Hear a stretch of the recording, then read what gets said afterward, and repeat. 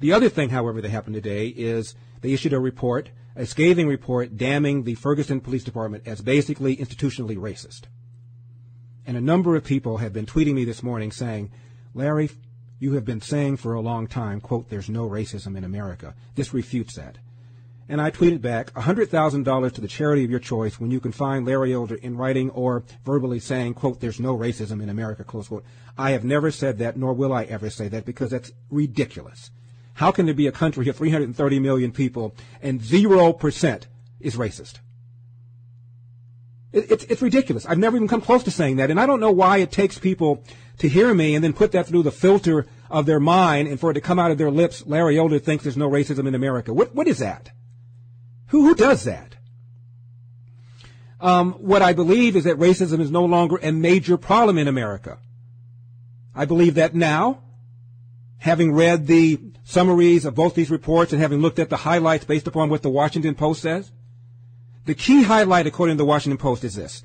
In the Ferguson report, quote, the 67% of African Americans in Ferguson account for 93% of arrests made from 2012 to 2014. This is the principal factoid of 12 that the Washington Post has quickly put out.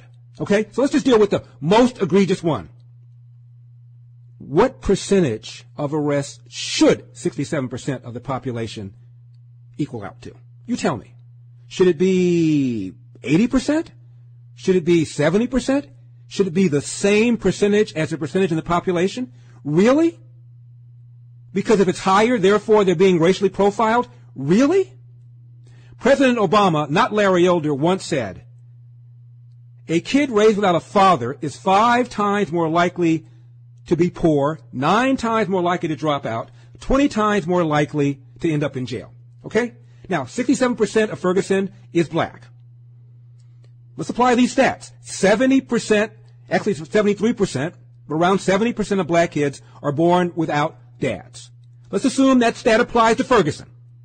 Of that 67%, 70% are kids raised without fathers. And in those households, those kids are 5 times more likely to be poor, 9 times more likely to drop out of school, 20 times more likely to end up in jail. So don't you think the racial composition of Ferguson has something to do with the police record of the black people there and the percentage of kids growing up without dads based upon what Obama said? Point number 2. Getting back to this stat, 67% of African Americans in Ferguson account for 93% of the arrests made from 2012 to 2014. Guess what? That discrepancy, that disparity is actually lower than the disparity in New York. 23% of blacks in New York account for 53% of the rest. So over twice the percentage of the population. So actually the disparity is lower in Ferguson than it is in New York. Is New York institutionally racist? Do you know the average street cop in New York is a person of color? The average street cop in New York is a person of color, yet the arrest record has a greater disparity in New York than in Ferguson. How come Eric Holder is not in New York? Is this thing on? And guess who defends the arrest record in New York? Not just Rudy Giuliani, who started it, the broken window, stop and frisk stuff that they were doing, but Bloomberg, who inherited the policy and continued it and still defends it. The anti-gun guy, left-wing guy, global warming guy still defends his arrest record in New York, and he's a lefty. Go get him. Go get him. Call him an Uncle Tom. I guess he can't because he's a black guy, a white guy. Call him a bigot. Call him a Nazi. Call him a fascist. Call him a Klansman. There he is, Michael Bloomberg. He's on your side. Arrest records tell you nothing unless you're prepared to talk about crime. And unfortunately, out of a small percentage of the population, mostly young black men, come a great deal of crime. Almost always, depending upon the category of crime, against a fellow black person.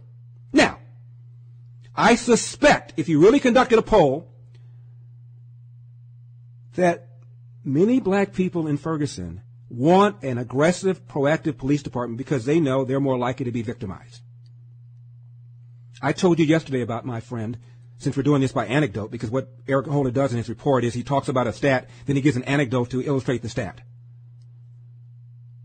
Doesn't tell you anything about why they were stopped.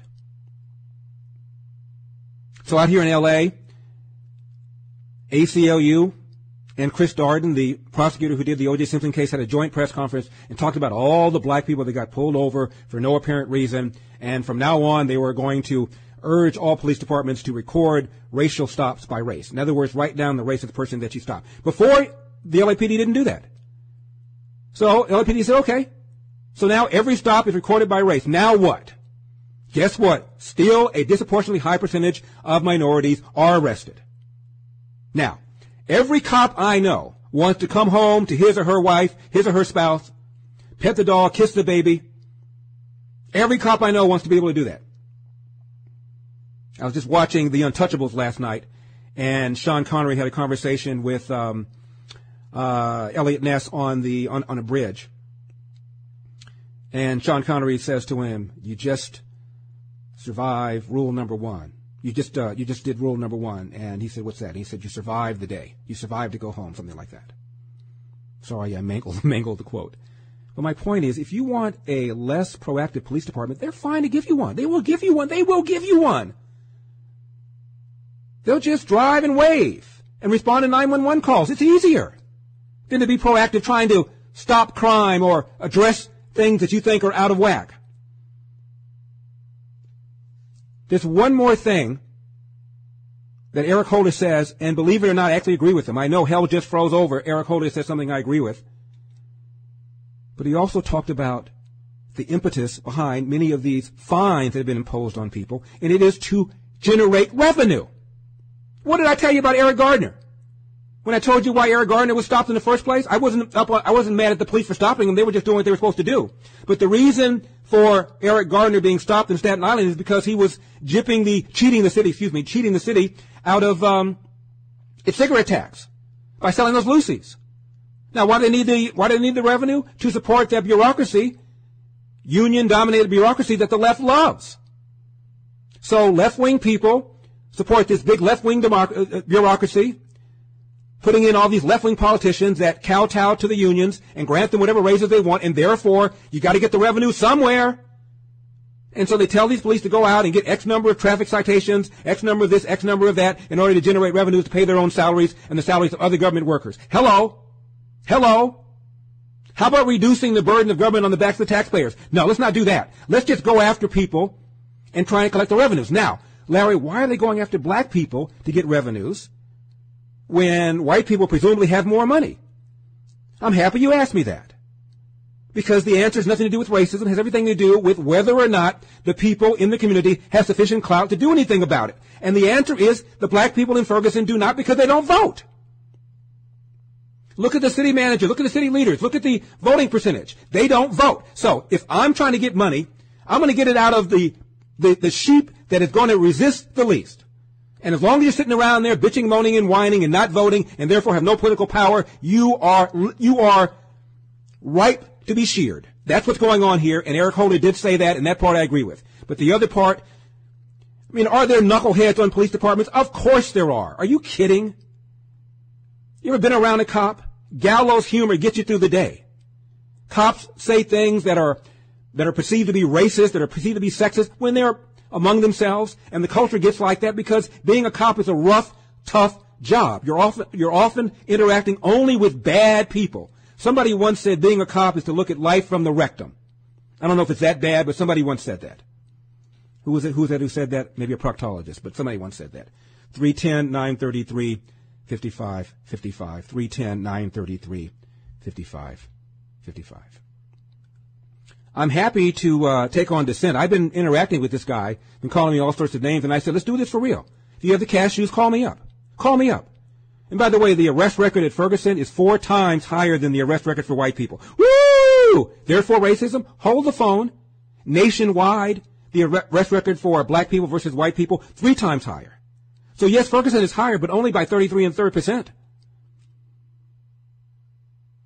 And that can probably be accounted for what Eric Holder said, and that is this community trying to generate revenues to support a bureaucracy that probably should be cut down substantially. Give me a machete. I'll take it down, and I'll reduce the reasons why cops are interacting with people. 310-933-5555. Give it to me. Give it to me. The arrest disparity in Ferguson is actually lower than the arrest disparity in New York. And Michael Bloomberg, the left-wing triple mayor of New York, now ex-mayor, defends it. Hello, is this thing on? Now what are you going to do? Now what are you going to do? Now what are you going to do? 310, bring it. 310, 933, 55, 55. Read the report. Bunch of anecdotes. Bunch of numbers. Tells you nothing. Look at arrest records. You cannot have a meaningful conversation about arrest records without talking about crime, and you can't have a meaningful conversation about crime unless you start talking about households. And you don't want to have that conversation because that's unpleasant, because that means looking into the mirror and saying, oh my goodness, I've been pulling that lever for the Democratic Party because I thought the war on poverty that was launched by LBJ, even if it didn't work all that well, was well intended. No, what it did is create an incentive for mothers to marry the government, and not just in the black community. Right now, 40% of kids today born in America are born outside of wedlock. 40%. 25% of white kids are born outside of wedlock. Back in 1965, there was a book called The Negro Family, A Case for National Action, and it was written by Daniel Patrick Moynihan.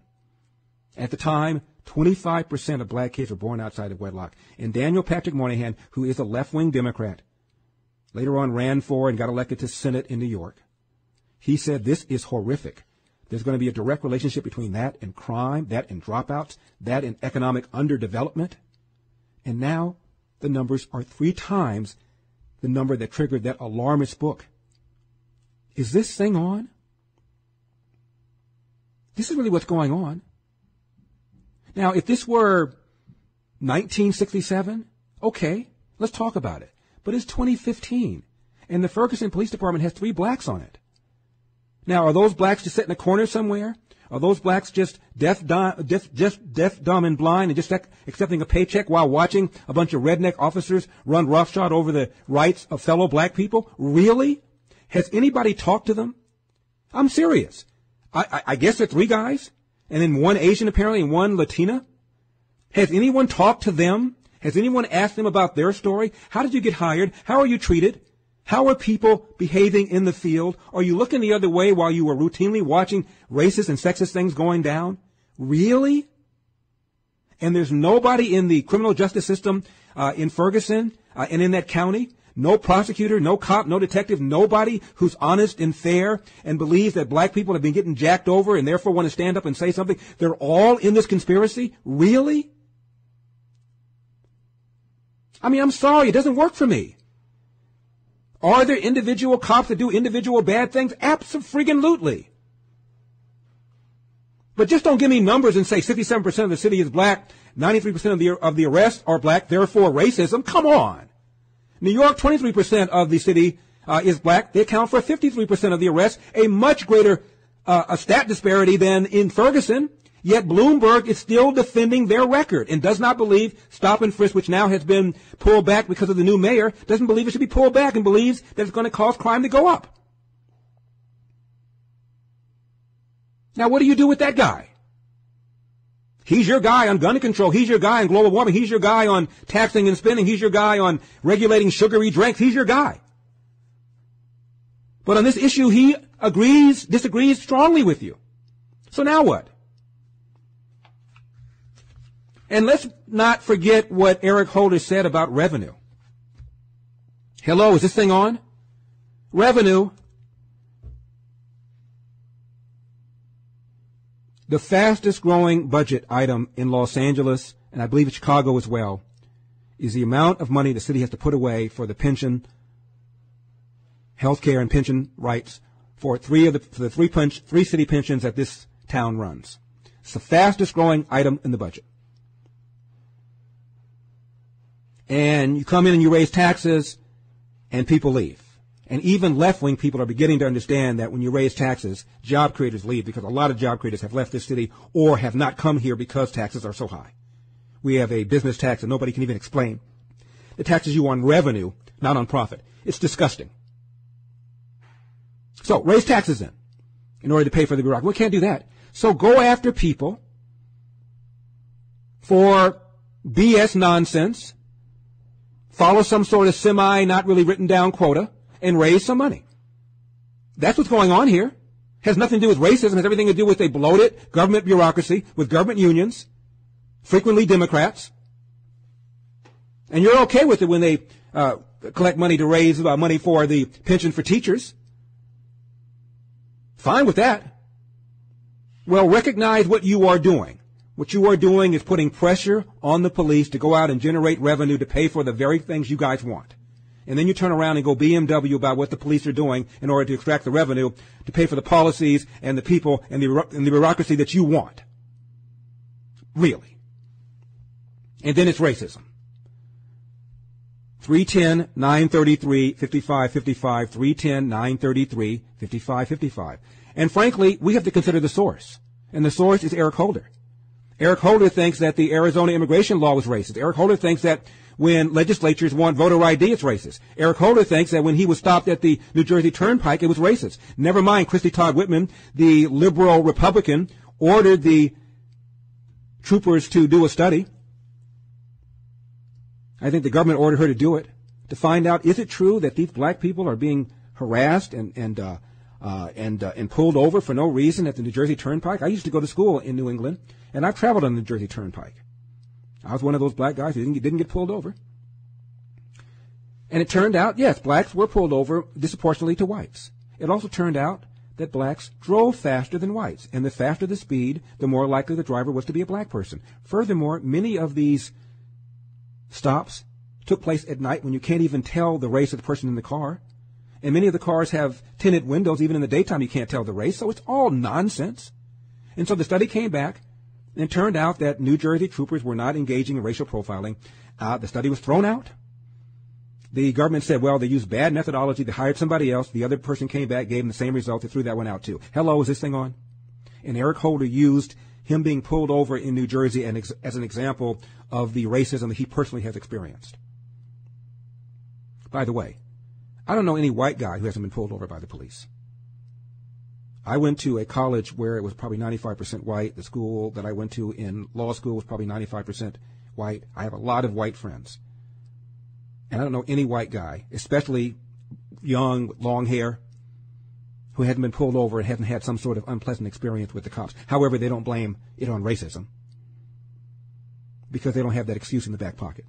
And again, I am not saying that there aren't racist cops. I am saying this is not your grandfather's PD. And to act like it is unfair. It really is. And on the one hand, you're trying to encourage black people to become cops. On the other hand, you're calling the Gestapos and Nazis, and you're just hitting them with numbers. Why are these cops stationed in black areas in the first place? Because they're high crime. Who's asking them to be there? Mostly black citizens are. You don't want them to be there? As I said before, these cops are more than happy to wave and say goodbye and say hello and take a check and not do a damn thing and get home safely to their spouses. It's much, much easier. But that's not what the community wants. The community wants cops to be proactive, to look for crime, stop it if they can.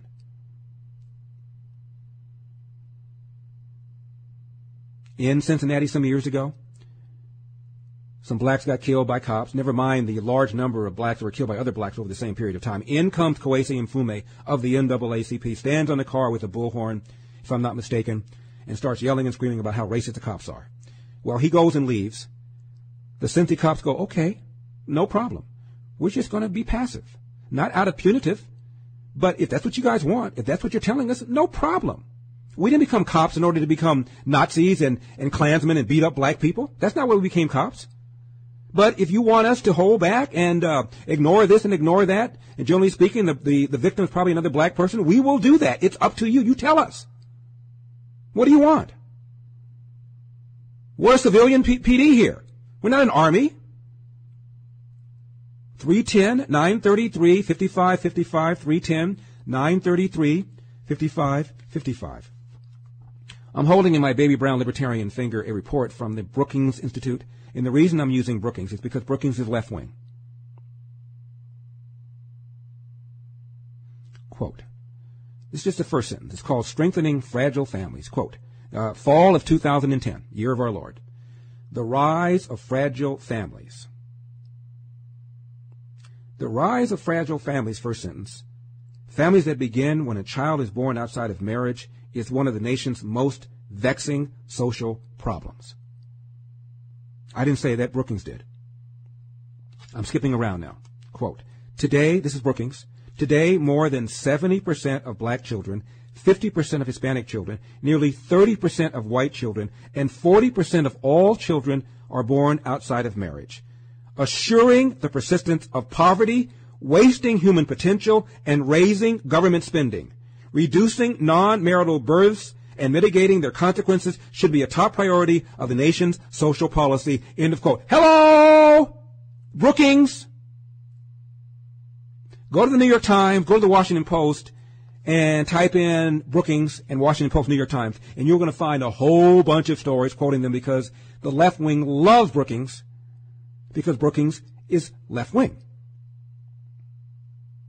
Even left-wing people see what's going on. Left-wing politicians don't or won't recognize it because they're the ones pulling the lever for all these social programs that have induced women to marry in the government and have allowed men to abandon their financial and moral responsibility.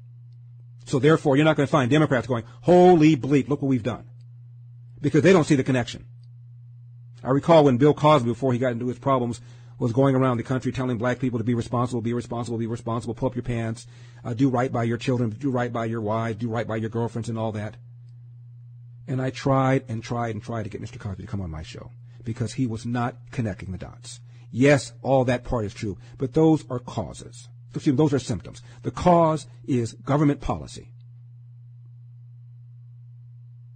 You know, there was a time, late 1800s, 1900s, census reports in places like Chicago showing black kids were more likely to be raised in a nuclear intact family than a white kid. More likely. What happened? Lyndon Johnson launched the War on Poverty, where poverty workers went door to door apprising women of their rights to welfare provided there was no man in the house, creating an incentive on the part of people to marry the government and an incentive on the part of men to abandon their financial and moral responsibility, as I've said repeatedly. That's what's going on here. And that is the 800-pound gorilla in the room. And all of these interactions with cops are just symptoms. A lot of black kids are raised with chips on their shoulders. They're mad. They're angry. They've not been taught how to interact properly with the police. They perceive that to be a challenge to their manhood. They've not been around adults who know how to resolve disputes with words, not with anger and not with fists. There's a direct relationship between not having a dad and all of this. And so what do? We start yelling and screaming at cops. Did you see those cops in Ferguson? One white cop sitting in a car while a black kid was calling him the N-word over and over and over and over again. Now, that white cop knew he was on television, and presumably that might very well have moderated his behavior. But the black kid knew he was on television too, and that might have moderated his behavior. I don't know. But can you just imagine being a cop and being subjected to that day in, day out? And now you find out you're being called racist. Okay, if I'm that white guy, not a problem. You black guys want to call me a racist, and you don't want me to break up fights. You don't want me to be proactive. I won't be. I'd rather not be. Frankly, I don't want to be called the N-word. I don't want to be shouted at by that black kid. I'd rather just sit there and eat donuts. You want me to do that? I will do that. Believe me, I will do that. However, the consequence will be something I doubt that you want to accept. And when that happens, don't come yelling at me and suing me the way Johnny Cochran did. Do you know Johnny Cochran sued the LAPD for not being aggressive enough? He most certainly did. Johnny Cochran, when we had the riots out here, represented a man who sued the LAPD, claiming that the LAPD should have been there and should have defended him. He lost the lawsuit. But this is what I'm talking about, on both sides of your mouth. Cochran, police are racist. Cochran, hey, police, where are you? What do you want? What do you want? You tell me. 310-933-5555, 310-933-5555.